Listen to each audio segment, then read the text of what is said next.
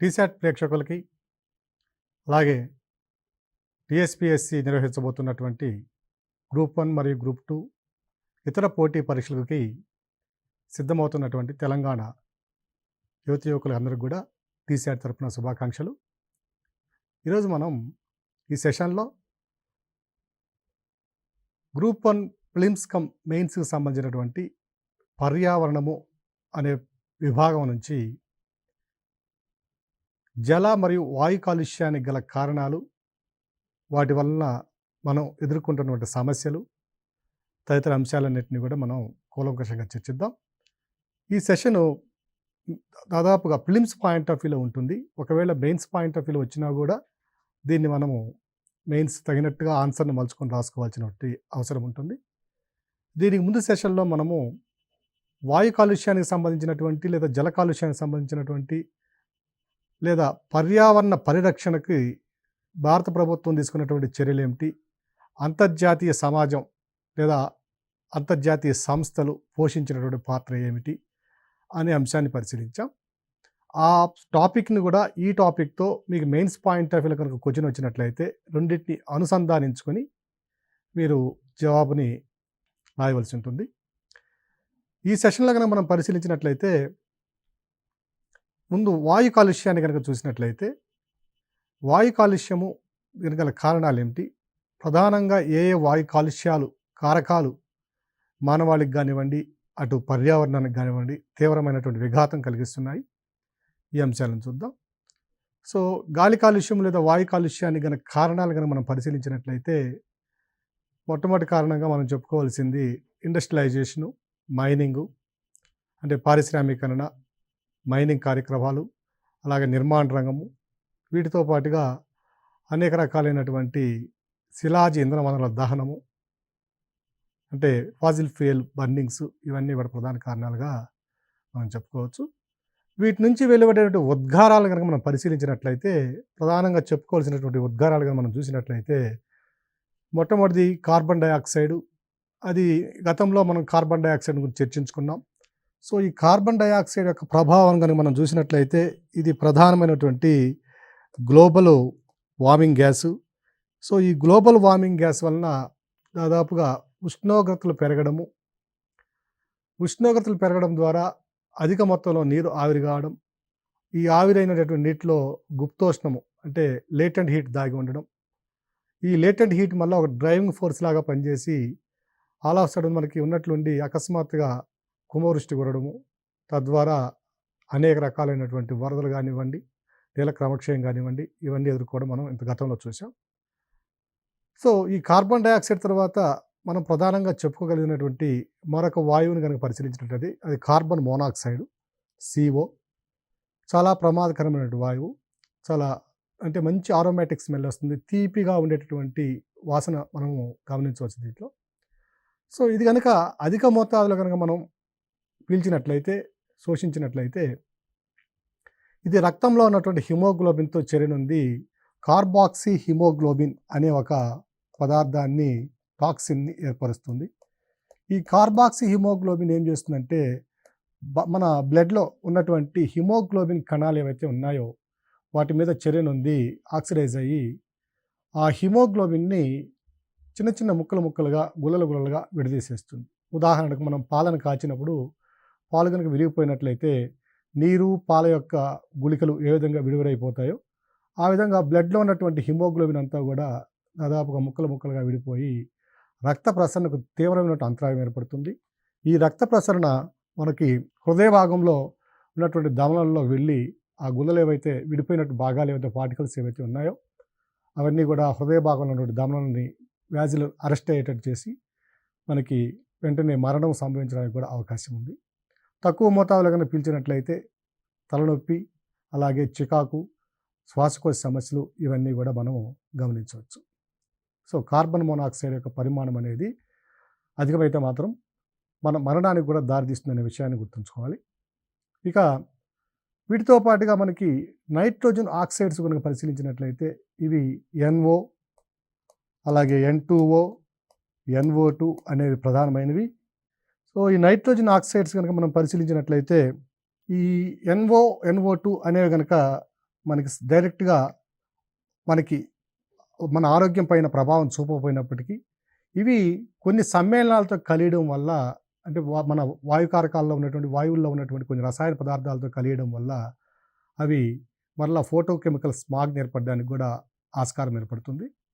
So, nitrogen oxides అనేవి డైరెక్ట్‌గా మన మానవ యొక్క ప్రభావం చూపించకపోయినప్పటికీ, సో, ఇది నైట్రస్ ఆక్సైడ్ ఏదైతే ఉందో N2O అది మరలా గ్లోబల్ వార్మింగ్ కూడా కారణమవడానికి అవకాశం ఉంది. ఇక మిగిలినటువంటి మరొక వాయువుని కనుక మనం పరిశీలించినట్లయితే, ఈ ఏవైతే నైట్రోజన్ ఆక్సైడ్లు ఏవైతే ఉన్నాయో వాటిని కనుక పరిశీలించినట్లయితే, ఇవి మిగిలినటువంటి వాయువులతో కలిసి వేరేటువంటి హానికారక పదార్థాలను ఏర్పరచడం వల్ల మనకి గొంతు నొప్పి లేదా గొంతులో గరగర ఇచ్చింగ్ ఆఫ్ నోస్ అనేది గొంతు సమస్యలు ప్రధానమైన సమస్యలు రావడానికి అవకాశం ఉంది. అధిక మొత్తంలో కనుక పీల్చినట్లయితే గుండె నొప్పి రావడానికి కూడా అవకాశం ఉంది. ఓకేనా. ఓజోను తదితర వాయువులతో ఇవి కూడా కలిసినట్లయితే అనేక విషకారక హానికారక వాయువుల్ని లేదా పొల్యూటెంట్స్ని కాలుష్యాల్ని విడుదల చేయడానికి లేదా ఏర్పరచడానికి అవకాశం ఉంటుంది. ఇక మరొక అంశం కనుక మనం పరిశీలించినట్లయితే పార్టికులేట్ మ్యాటర్ అన్నాం. ఇది దుమ్ము ధూళి కణాలండి. ఇవన్నీ కూడా ఇట్లా మనం ఏరోజాల్స్ అని కూడా అనడానికి అవకాశం ఉంది. సో, ఈ దుమ్ము ధూళి కణాలు అనేవి ప్రధానంగా మనకి ఈ ఆస్బెస్టాస్ పరిశ్రమ, సిమెంట్ పరిశ్రమ, థర్మల్ మన ఎలక్ట్రిసిటీ జనరేట్ చేసేటువంటి థర్మల్ పవర్ స్టేషన్స్, అలాగే మనకి పంట పొలాల్లో పంటను కోసి దానిని హార్వెస్ట్ చేసిన తర్వాత వచ్చినటువంటి బగస్సి వేస్ట్ ఏదైతే ఉందో ఆ వేస్ట్ని దహనం చేయడం వల్ల కూడా ఇటువంటి పార్టికల్స్ మనకి ఏర్పడడానికి అవకాశం ఉంది. సో, ఈ దహనం చేయడం అనే ప్రక్రియ ద్వారా ప్రధానంగా మనం వాయు కాలుష్యాన్ని కనుక పరిశీలించినట్లయితే ఢిల్లీ దాని తదితర ప్రాంతాల్లో ఉన్నటువంటి నోయిడా ఈ ప్రాంతాలలో అధికంగా ఈ వాయు కాలుష్యం ద్వారా మనకి చాలా తీవ్రమైన పరిణామాలు ప్రభావాలు ఎదుర్కోవాల్సిన పరిస్థితి ఏర్పడుతుంది. మనం ఈ పరిస్థితిని కనుక గమనించినట్లయితే ప్రతి సంవత్సరము అక్టోబర్ నెల నుంచి అక్టోబరు, నవంబరు, డిసెంబరు ఈ 3 నెలలలో మనకి ఢిల్లీ తదితర ప్రాంతాల్లో కొన్ని సందర్భాల్లో నేషనల్ మన హెల్త్ ఎమర్జెన్సీని విధించడానికి కూడా అవకాశం ఉంది. చాలాసార్లు విధించిన సందర్భాలు కూడా ఉన్నాయి.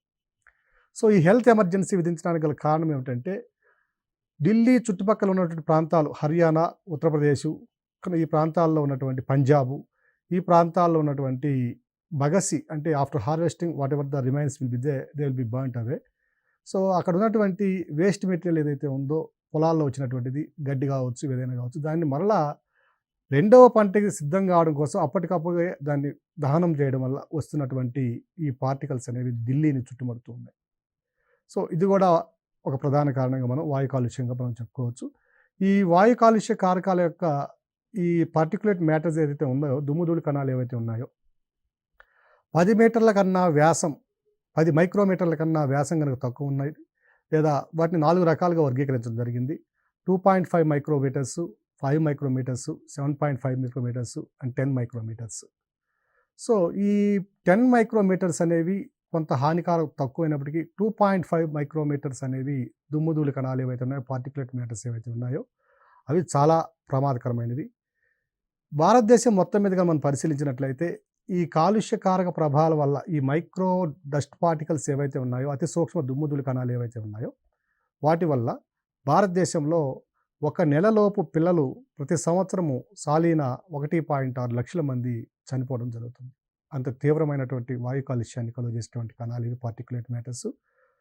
ప్రపంచవ్యాప్తంగా చూసినా కూడా పార్టికులేట్ మ్యాటర్స్ ద్వారా అంటే దుమ్ము ధూళి కణాల ద్వారా ఎక్కువ మంది చనిపోతున్నటువంటి దేశము లేదా అతి ఎక్కువగా ప్రభావితమవుతున్న దేశము చూసినట్లయితే ఇది భారతదేశమే. సో, భారతదేశంలో ఏ కాలుష్యం వల్ల అధికంగా మరణాలు సంభవిస్తున్నవి అని అంటే కనుక అవి పార్టికులేట్ మ్యాటరు. ఉదాహరణ మనం చూసినట్లయితే హెచ్ఐవి, మలేరియా, డెంగ్యూ వీటి మరణాల కంటే కూడా 3-4 రెట్ల అధిక మరణాలు మనము ఈ పార్టికులేట్ మ్యాటర్ ద్వారా అంటే దుమ్ము ధూళి కణాల ద్వారా మనం సంభవిస్తున్నాయి మనం గమనించవచ్చు. ఇక పట్టణ ప్రాంతాల్లో చూసినట్లయితే ఈ పార్టికులేట్ మ్యాటర్ ద్వారా తీవ్రంగా ప్రభావితం అవుతున్నటువంటి నగరం కనుక చూస్తే ఢిల్లీ, దాని తర్వాత ఘజియాబాద్, అలాగే లక్నో, నోయిడా, మన హైదరాబాద్ ఇవన్నీ కూడా చాలా తీవ్రంగా ప్రభావితమైనటువంటి ప్రధాన నగరాలుగా మనం గమనించాలి. మరొక చూసినట్లయితే సల్ఫర్ డయాక్సైడ్ ముందు చెప్పుకున్నాము. ఈ సల్ఫర్ డయాక్సైడ్ అనేది ఎక్కువగా ఎక్కడి నుంచి రిలీజ్ అవుతుందంటే థర్మల్ విద్యుత్ శక్తి కేంద్రాల నుంచి రిలీజ్ అవుతుంది. ఈ థర్మల్ విద్యుత్ శక్తి కేంద్రాల్లో వాడేటటువంటి బొగ్గు నాణ్యత తక్కువ అయినప్పుడు ఇటువంటి సమస్యలు రావడానికి అవకాశం ఉంది. మనం చూసాం బొగ్గు 4 రకాలుగా మనం విభజించుకున్నాం. ఒకటి ఆంథ్రసైటు, రెండవది బిట్యూమినస్, మూడవది లిగ్నైటు, నాలుగవది పీట్. మూడవది లిగ్నైటు. సో ఈ లిగ్నైటు, పీట్స్లో కనుక చూసినట్లయితే అత్యధిక శాతంలో మనకి సల్ఫర్ యొక్క అవశేషాలు ఏదో ఒక రూపంలో దాని యొక్క కారకాలు ఉండడం మనం గమనించవచ్చు. మనము దక్షిణాది రాష్ట్రాల్లో ఉపయోగిస్తున్నటువంటి బొగ్గును కనుక మనం పరిశీలించినట్లయితే సెమీ బిట్యూమినస్లో కూడా 2-3 రకాలు ఉన్నాయి. వాటిలో సెమీ బిట్యూమినస్ కోల్ని మనం దహనం చేసినప్పుడు దాంట్లో ఉన్నటువంటి సల్ఫరు ఏదైతే రిలీజ్ అవుతుందో సల్ఫర్ డయాక్సైడ్గా అలాగే దాంతో మనకి ఆ బొగ్గు వాడేటప్పుడు ఉన్నటువంటి తేమ శాతము 15 నుంచి 20-25% వరకు తేమ ఉంటుంది. ఆ తేమ శాతము మరియు ఈ రిలీజ్ అయ్యేటువంటి సల్ఫర్ డయాక్సైడ్ రెండు కలిసి సల్ఫనిక్ యాసిడ్గా మారి కొన్ని సందర్భాల్లో యాసిడ్ రైన్స్కి లేదా వచ్చేటువంటి వర్షం ఆమ్లయుతంగా మారడానికి కూడా అవకాశాలు ఉన్నాయి. సో ఈ సల్ఫర్ డయాక్సైడ్ డైరెక్ట్గా కనుక మనం ఇన్హేల్ చేసినట్లయితే ఇవి తీవ్రమైనటువంటి శ్వాసకోశ సమస్యలకు కారణమవుతుంది. అలాగే ఇంతకుముందు చెప్పుకున్నట్లుగా సల్ఫర్ డయాక్సైడ్తో పాటుగా nitrous oxide, nitrogen dioxide, nitric oxide ఇవన్నీ కూడా ఓజోన్ సమక్షంలో మనకి పట్టణ ప్రాంతాల్లో కానివ్వండి, లేదా జాతీయ రహదారుల వెంబడి కానివ్వండి, లేదా పారిశ్రామిక వాడల్లో కానివ్వండి, ఎక్కడైతే ఈ వాయువులు ఎక్కువగా విడుదలవుతాయో ఆయా ప్రాంతాల్లో శీతాకాలంలో ఒక దట్టమైనటువంటి మంచు పొర వలె ఒక కాలుష్యం మేఘం ఏర్పడుతుంది. దీన్నే స్మాగ్ అని వ్యవహరిస్తాం. కొన్ని సందర్భాల్లో ఫోటో కెమికల్ స్మాగ్ అని కూడా వ్యవహరిస్తాం. సో ఈ స్మాగ్ ఏర్పడడానికి అలాగే ఆమ్లయుత వర్షాలు రావడానికి, యాసిడ్ రైన్స్ రావడానికి ఈ సల్ఫర్ డయాక్సైడ్ అనేవి అలాగే నైట్రోజన్ ఆక్సైడ్స్ కానీ ఇవన్నీ కూడా కారణమవుతున్నాయి. ఈ కాలుష్య కారకాల యొక్క ప్రభావాలను కనుక మనం చూసినట్లయితే ఈ వాయు కాలుష్యం వల్ల ఏమవుతుందంటే ఈ సల్ఫర్ డయాక్సైడ్ కానివ్వండి, నైట్రోజన్ డయాక్సైడ్ కానివ్వండి, వీటి వల్ల మొక్కల్లో పత్రహరిత నష్టం జరుగుతుంది. అంటే క్లోరోఫిల్ అనేది క్రమంగా తగ్గిపోతూ వస్తుంది. పత్రహరిత నష్టం జరగడం వల్ల మనకి ఉత్పత్తి, ఉత్పాదకత రెండూ తగ్గడంతో పాటు భవిష్యత్తులో ఆహార సంక్షోభం ఎదుర్కోవడానికి కూడా అవకాశాలు ఉన్నాయని మనం గమనించాలి. ఈ సందర్భంగా అభ్యర్థులు ఒక మనవి, ఈ మధ్యనే ఒకనొక ఇంటర్వ్యూలో మన ఐక్యరాజ్య సమితి జనరల్ సెక్రటరీ ఎవరైతే ఉన్నారో భారత్లో కానివ్వండి, ప్రపంచంలో సమీప భవిష్యత్తులో ఆహార సంక్షోభం రావడానికి అవకాశం ఉన్నది అనే అంశాన్ని కూడా మనకి ఇవ్వడం జరిగింది. దీన్ని మనకి ఎస్ఏ పేపర్లో ఇంటర్నేషనల్ ఇష్యూస్లో ఇవ్వడానికి కూడా అవకాశం ఉంది. అభ్యర్థులు ఈ అంశాన్ని కూడా గుర్తుంచుకొని దానికి సంబంధించినటువంటి ఎస్ఏకి సంబంధించినటువంటి మెటీరియల్ని, దానికి అనుగుణమైనటువంటి సమాచారాన్ని అంతా కూడా సేకరించి పెట్టుకోవాలని నా విజ్ఞప్తి. సో ఎప్పుడైతే ఈ వాయు కాలుష్య కారకాలు పంటల మీద ప్రభావం చూపుతున్నాయో ఈ పంటల యొక్క ఉత్పత్తి తగ్గిపోవడంతో పాటు ఆయా ప్రాంతాలలో పంటల యొక్క ఖర్చు పెరగడము, అంటే ఉత్పాదక వ్యయం పెరగడం, మనకు వస్తున్నటువంటి దిగుబడి తగ్గడం ఫలితంగా రైతులు కూడా చాలా సందర్భాల్లో అనేక సమస్యలు ఎదుర్కోవాల్సి వస్తుంది. ఇప్పటికే మనం చూస్తున్నాం ఉత్పాదక వ్యయం పెరిగిపోవడం వల్ల భారతదేశం మొత్తం మీద కూడా వరి కానివ్వండి, గోధుమలు కానివ్వండి నాటేందుకు, వాటిని సాగు చేసేందుకు ఈరోజు రైతులు పెద్దగా విముఖంగా ఉన్నారు. సో ఇటువంటి సందర్భాల్లో భవిష్యత్తులో ఈ వాయు కాలుష్య యొక్క ప్రభావాలు కనుక మరీ ఎక్కువైనట్లయితే అనేక తీవ్ర అనర్థాలకు దారితీయడానికి కూడా అవకాశం ఉంది. అలాగే సూర్యకాంతి సమక్షంలో కనుక మనం చూసినట్లయితే ఈ SO2, NO2, మిగిలినటువంటి ఓజోను, అలాగే ఈ కార్బన్ డయాక్సైడ్ ఇవన్నీ కనుక ఒకానొక సందర్భంలో అనుకూల పరిస్థితులు, ఉష్ణోగ్రతలు కానివ్వండి, తేమ కానివ్వండి అనుకూలంగా మారినప్పుడు ఇవి కెమికల్ స్మాగ్ని, అంటే ఫోటో కెమికల్ స్మాగ్ని ఏర్పరచడానికి అవకాశం ఉంది. ఇక ఈ ఫోటో కెమికల్ స్మాగ్ని కనుక మనం పరిశీలించినట్లయితే ఇవి జాతీయ రహదారుల వెంబడి రాత్రి సమయాలలో 2 గంటల తరువాత నుంచి ఉదయం 7:30-8 వరకు ఏర్పడడానికి అవకాశం ఉంది. ఈ ఫోటో కెమికల్ స్మాగ్ అనేది ఒక టెంపరేచర్ ఇన్వర్షన్ లేయర్గా పనిచేస్తుంది. అంటే పైన ఉన్నటువంటి వాయురాశుల్ని, కింద ఉన్నటువంటి వాయురాశుల్ని ఫ్రీగా కలవనివ్వకుండా ఒక ఉష్ణోగ్రత విలోమ పొరని ఏర్పాటు చేయడం జరుగుతుంది ఇక్కడ. సో ఉష్ణోగ్రత విలోమము అనేది మనం ఇంతకుముందు గత సెషన్లో మనం చూస్తున్నాము. మరొకసారి ఒక చిన్న పాయింట్గా చెప్పుకున్నట్లయితే ట్రోపోస్ఫియర్లో పైకి వెళ్ళే కొలది ఉష్ణోగ్రత క్రమంగా తగ్గుతుంది. దీన్నే టెంపరేచర్ ల్యాప్స్ రేట్ అని అన్నాం, నార్మల్ ల్యాప్స్ రేట్ అన్నాం, ఉష్ణోగ్రత క్షీణత అన్నాం. దీనికి విరుద్ధంగా భూపటలం నుంచి లేదా గ్రౌండ్ లెవెల్ నుంచి పైకి వెళ్ళేటప్పుడు ఉష్ణోగ్రత పెరుగుదల గమనిస్తాం మనం. సో ఉష్ణోగ్రతల పెరుగుదల గమనించడం వల్ల ఇక్కడ టెంపరేచర్ ఇన్వర్షన్ లేయర్ ఏర్పడుతుంది. ఈ టెంపరేచర్ ఇన్వర్షన్ లేయర్ ఏం చేస్తుందంటే ఉష్ణోగ్రతల్ని పై యొక్క పొరలోని కింద పొరలోని ఉష్ణోగ్రతల్ని కలవనీయకుండా ఒక అడ్డుగోడగా ఏర్పడి ఇది పట్టణాల్లో కానివ్వండి, పారిశ్రామిక వాడల్లో కానివ్వండి ఉష్ణోగ్రతలు అధికంగా ఉండడానికి మనకు కారణమవుతుంది. ఎప్పుడైనా మనము జాతీయ రహదారి వెంబడి ప్రయాణించేటప్పుడు సిటీ నుంచి బయటికి వెళ్ళేంత వరకు మనకు సిటీలో వేడిగా ఉంటుంది. సిటీ నుంచి బయటికి వెళ్ళగానే చల్లగా ఉంటుంది. దీనికి గల కారణం ఏమిటి అని మనకు ప్రశ్న రావడానికి అవకాశం ఉంటుంది ప్రిలిమ్స్‌లో. దీనికి ప్రధాన కారణం టెంపరేచర్ ఇన్వర్షను. ఈ టెంపరేచర్ ఇన్వర్షన్ రావడానికి కారణం ఏమిటంటే ఈ ఫోటో కెమికల్ స్మాగ్ వంటి లేయర్స్ ఏర్పడడం ప్రధాన కారణంగా మనం గమనించాలి. ఇది ప్రధాన నగరాల్లో సాధారణంగా ఉండే విషయం. ఇక ఈ ఫోటో కెమికల్ స్మాగ్ అనేది ఎప్పుడైతే ఈ వాయురాశుల సమక్షంలో ఏర్పడిందో ఒక దట్టమైనటువంటి పొర వలె ఉండి మనకి విజిబిలిటీ అనేది బాగా పూర్తిగా క్షీణింపజేస్తుంది. సాధారణంగా ఒక నేషనల్ హైవే మీద వెళ్ళేటప్పుడు మనము ఆరోగ్యవంతుడు 1 నుంచి 1.5 కిలోమీటర్ వరకు మనము ఉన్నటువంటి అన్ని అంశాలను క్షుణ్ణంగా పరిశీలించడానికి అవకాశం ఉంటుంది. ఎప్పుడైతే ఈ ఫోటో కెమికల్ స్మాగ్ ఏర్పడుతుందో దీనివల్ల విజిబిలిటీ తగ్గిపోయి కొన్ని పరిధి మన విజిబుల్ రేంజ్ అనేది కొన్ని మీటర్లకే తగ్గిపోతుంది. ఒక 20 మీటర్లకో 30 మీటర్లకో చాలా సందర్భాల్లో 10 మీటర్లు కూడా కనపడినటువంటి పరిస్థితి వస్తుంది. సో ఇది ప్రధానంగా మనకి శీతాకాలంలో తెల్లవారుజామున 3 నుంచి 6, 7 ఆ ప్రాంతంలో జరగడానికి అవకాశం ఉంది. అందువల్లనే మనకి యమునా ఎక్స్‌ప్రెస్ వే కానివ్వండి, గంగా ఎక్స్‌ప్రెస్ వే కానివ్వండి, ఈ ఎక్స్‌ప్రెస్ వేస్ మీద అలాగే నేషనల్ హైవేస్ మీద మనకి అనేక సందర్భాల్లో తెల్లవారుజామున యాక్సిడెంట్స్ జరగడానికి అవకాశం ఉన్నట్లుగా మనం చూస్తున్నాం. సో తెల్లవారుజామున నేషనల్ హైవేస్ మీద జరిగేటటువంటి ప్రధాన ఏవైతే మనకి యాక్సిడెంట్స్ ఉన్నాయో ఆ యాక్సిడెంట్లు జరగడానికి గల కారణం ఏమిటి అంటే అది విజిబిలిటీ తగ్గిపోవడం. దానికి ప్రధాన కారణం ఫోటో కెమికల్ స్మాగ్ ఏర్పడడం.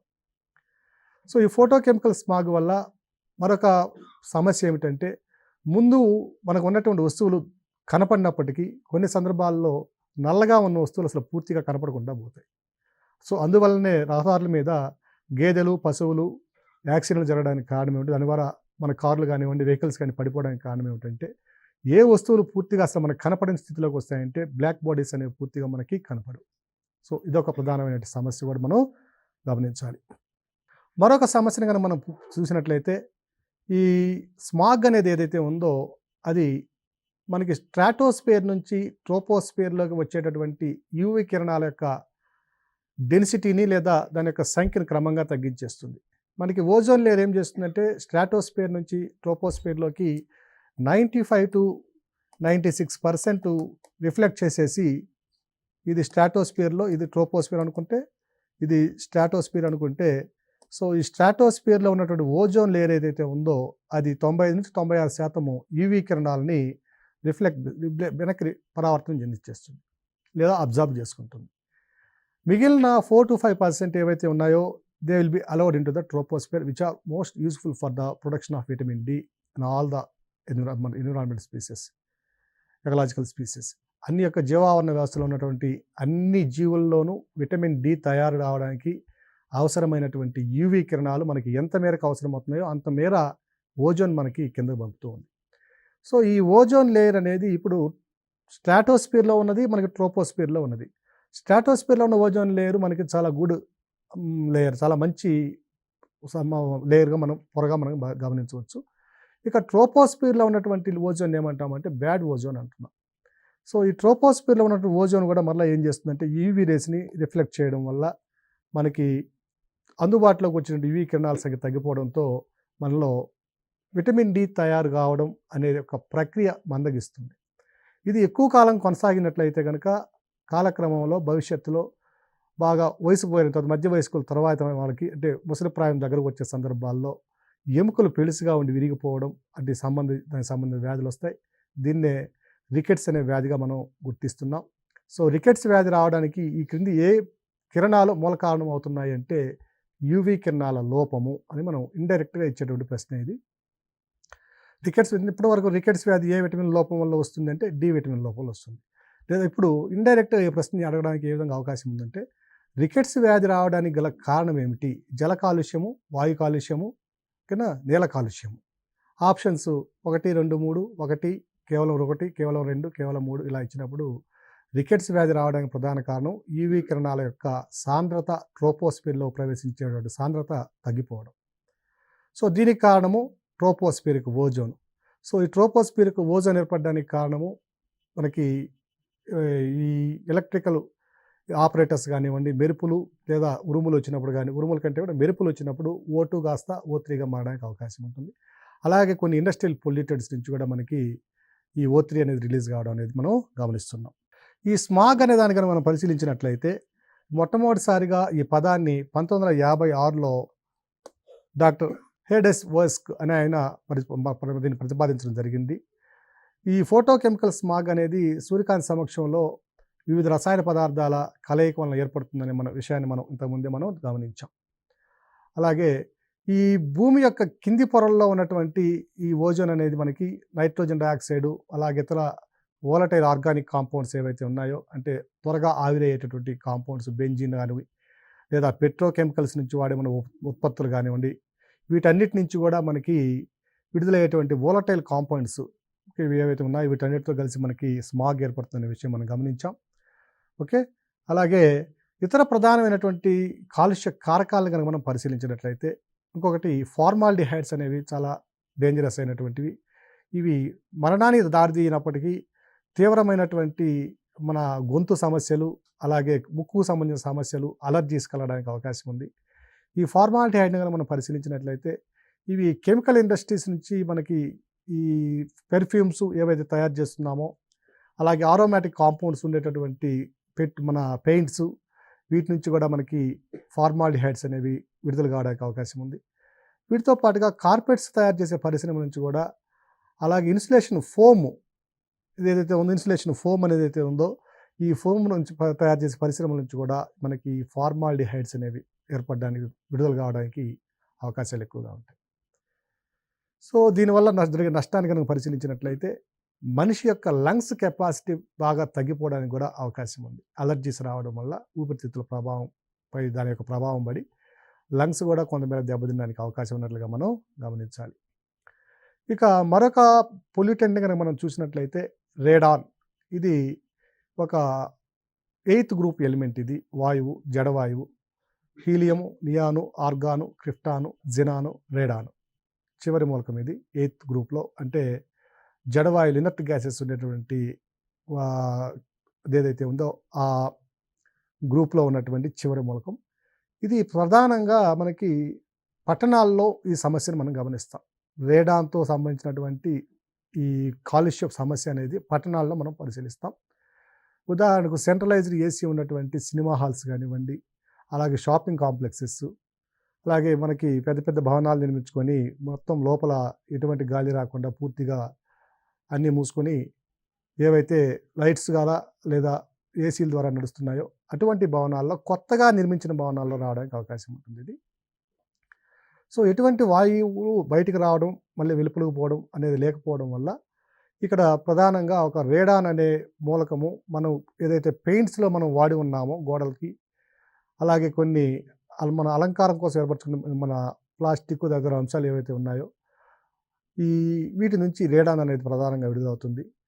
సో దీనివల్ల ఏమవుతుందంటే ఆ గృహాల్లో నివసించేవారు లేదా ఎక్కువ కాలం అటువంటి ప్రాంతాల్లో ఉండేవారికి లంగ్స్ క్యాన్సర్ రావడానికి పుష్కలమైన అవకాశాలు ఉన్నాయి. సో రేడాన్ అనేది కూడా ఒక జడవాయువు. దీనివల్ల కూడా మనకు అనేక రకాలైన సమస్యలు రావడానికి అవకాశం ఉంది.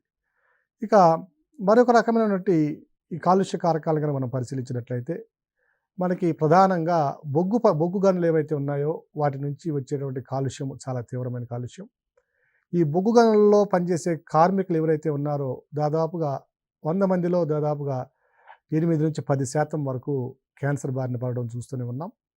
సో ఈ క్యాన్సర్ రావడానికి కారణం ఏమిటంటే అక్కడ ఉన్నటువంటి బొగ్గుని మనము వెలికితీసే క్రమంలో ఆ బొగ్గు పార్టికల్స్, మైక్రో పార్టికల్స్, చాలా సూక్ష్మమైన కణాలు ఏవైతే ఉన్నాయో అవి వారు శ్వాస ద్వారా తీసుకోవడం ద్వారా ఆ లోపల ఉన్నటువంటి లంగ్స్ మీద ఈ యొక్క ప్రభావం పడి లంగ్స్ ఊపిరితిత్తులు ఎలా తయారవుతాయంటే అవి కూడా ఒక బొగ్గు రాయిలాగా, బొగ్గు ముద్దలాగా తయారవుతాయి. సో వీటిని మనము క్లీన్ చేయాలన్నా కూడా, అధునాత చికిత్స ద్వారా చేయాలన్నా కూడా చేయలేనటువంటి పరిస్థితి. సో దీనివల్ల లంగ్స్ కూడా బ్లాక్గా మారిపోయి ఆ బ్లాక్ లంగ్ క్యాన్సర్ రావడానికి అవకాశం పుష్కలం మెండుగా ఉంటుంది. అలాగే ఈ బ్లాక్ లంగ్ క్యాన్సరు వీటితోనే కాకుండా మనకి ఈ హానికారక మన ప్లాస్టిక్ వ్యర్థాలు ఏవైతే ఉన్నాయో వాటిని కొన్ని సందర్భాల్లో దహనం చేసి వాటి నుంచి కొన్ని ఉప ఉత్పత్తులు తయారు చేసే క్రమంలో అక్కడ పనిచేసే వ్యక్తులకు కూడా ఈ బ్లాక్ లంగ్ క్యాన్సర్ రావడానికి అవకాశం ఉంది. ఓకే. ఇక మరొకటి చూసుకున్నట్లయితే ఆస్బెస్టాస్ డస్ట్. ఇది ఆస్బెస్టాస్ గనుల నుంచి, అలాగే ఆస్బెస్టాస్ నుంచి తయారు చేసే ఆస్బెస్టాస్ రేకులు ఏవైతే ఉన్నాయో షీట్స్, ఈ షీట్స్ తయారు చేసే ఇండస్ట్రీస్ నుంచి మనకి ఈ ఆస్బెస్టాస్ అనే దుమ్ము ధూళి కణాలు మనకి విడుదలవడం, వాటిని మనం ఇన్హేల్ చేయడం వల్ల వీటి ద్వారా కూడా మనకి లంగ్స్ క్యాన్సర్ రావడానికి అవకాశం ఉంది. వీటి ద్వారా బ్రెయిన్ క్యాన్సర్ రావడానికి కూడా అవకాశం ఉన్నట్లుగా శాస్త్రవేత్తలు గుర్తిస్తున్నారు. ఇవి ఇతర ప్రధానమైనటువంటి కాలుష్య కారకాలు. ఇక state of global air report 2020 అనే రిపోర్ట్ని, అంతర్జాతీయ రిపోర్ట్ ఇది. ఈ రిపోర్ట్ని కనుక మనం పరిశీలించినట్లయితే 2019లో ప్రపంచవ్యాప్తంగా చూసినట్లయితే పార్టిక్యులేట్ మ్యాటర్ ఏదైతే దుమ్ము ధూళి కణాలు ఏవైతే ఉన్నాయో 2.5 మైక్రోమీటర్స్ కంటే కూడా అంటే తక్కువైన కణాలు లేదా 2.5 మైక్రోమీటర్స్ వరకు ఉన్నటువంటి కణాల యొక్క తీవ్రతను కనుక మనం పరిశీలించినట్లయితే ఈ తీవ్రత అత్యధికంగా నమోదైన దేశం కూడా భారతదేశం. అందులో 2.5 మైక్రోమీటర్ కణాల యొక్క తీవ్రత గత దశాబ్దం అంతా కూడా భారతదేశంలోనే నమోదు కావడం మనం గమనించాలి. So state of global report అనేది కూడా మనం ఇక్కడ సందర్భం గుర్తుంచుకోవాలి. తర్వాత వాయు కాలుష్య తీవ్రతను కనుక మనం పరిశీలించినట్లయితే దాదాపుగా 83.2 మైక్రోగ్రామ్స్ పర్ మీటర్ క్యూబ్గా భారతదేశంలో నమోదు కావడం మనం గమనించాం. ఈ కణాల తీవ్రత వల్ల దాదాపుగా భారతదేశంలో పుట్టిన పిల్లల్లో ఒక నెలలో పిల్లలే దాదాపు 1 లక్ష నుంచి 1,16,000 వరకు మరణించడం మనం గమనిస్తున్నాం.